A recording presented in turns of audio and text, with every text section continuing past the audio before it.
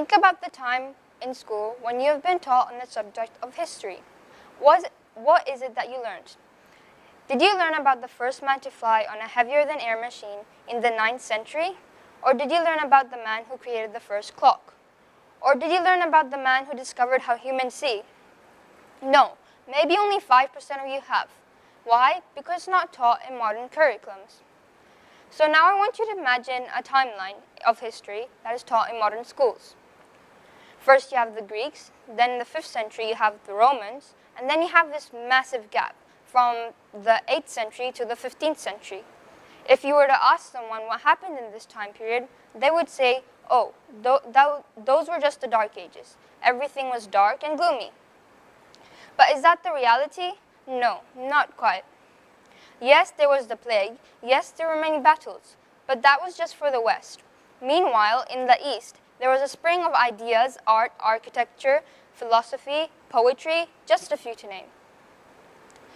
To begin with, in your Arabic class, when you sit there, you learn these specific kind of words that are so similar to English. And then you think, oh, Arabic didn't have a word for that, so they copied English.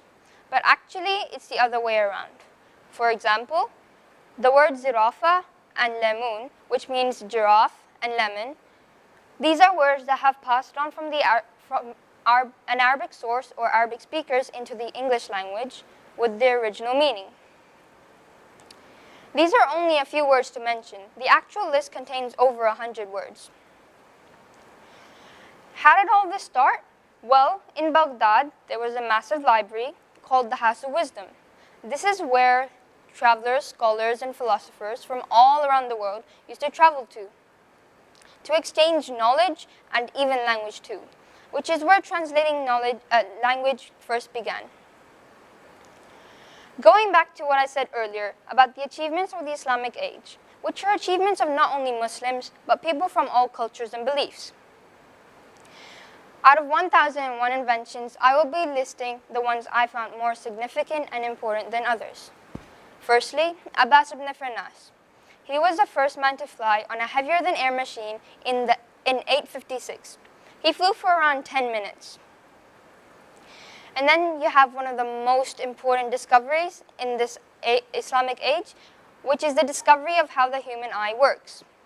In his homeland, Iraq, Ibn al-Haytham was famous for making up strange but logical ideas of eyesight and dams. Therefore, the Egyptian king asked him to come to Cairo, where the river Nile was flooding the city. He was asked to block the river, but failed to do so. Therefore, he was sent to prison, where he saw some light peeking through the walls, which also helped him develop his diagram of how the eye works. And then you have Al-Jazari. Al-Jazari created the first clock, which was actually a water clock. If you go to Ibn Battuta Mall here in Dubai, you'll see there an elephant clock, which by many historical accounts is known to be the first clock of history. And last but not least, Fatima al-Fihri. She was a Moroccan woman who came with the idea of universities, which are so vital in our modern world. In fact, the first university still stands today in Fez in Morocco. To conclude my talk, I want to answer a question. Why don't any of us know about this rich Islamic legacy? The answer is actually quite straightforward. This thing called Eurocentrism is often taking away our racial, religious, cultural history from the new generation. From schools all around the world, we learn about Einstein and Isaac Newton, but do we learn about Abbas ibn Firnas or Al-Jazari or Fatima al-Fihri?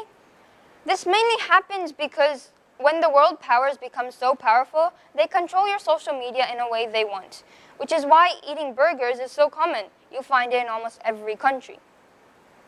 When people see how popular and famous these people are, they begin to want to know more about them and their culture and history before their own, which is actually very sad, because the youth these days are culturally disconnected.